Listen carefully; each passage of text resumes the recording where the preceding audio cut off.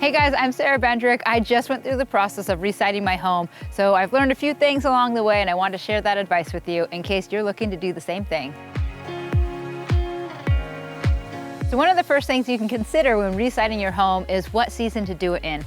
Look at your weather patterns. Does it rain a lot in the summer or maybe in the winter, and plan accordingly. You don't want to pull all the siding off your house and then leave it exposed for an extended amount of time. Another thing you want to do is research. There's a lot of different products on the market. You want to pick something that's going to be durable. You don't want to do this a lot. You want to do this once and it should last a long time. So figure out what's going to work best for your project.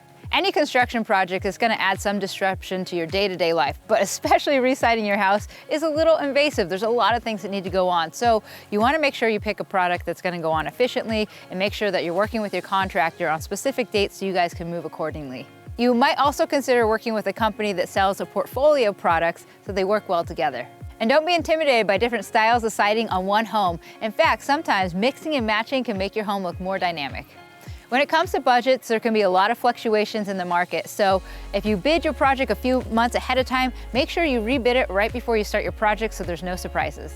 When it comes to choosing a style for your home, sometimes you have an idea of the direction you want to go, but sometimes the architecture of the house really just dominates, and it's best if you go in that direction, lean into it. For example, my personal cabin, it had a ton of nooks and crannies, lots of character. It was very random, so I actually thought by adding two different materials that actually accentuate it more than just adding one material by itself. One of the biggest mistakes I see is homeowners choosing the lowest bid or working with somebody to save a lot of budget. They end up being way more stressed out, it takes longer, and there's just so many more unforeseens that happen. So as a professional, I advise getting at least 3 quotes and finding somewhere in the middle. I recommend LP SmartSide ExpertFinish trim and siding to homeowners looking to reside their home.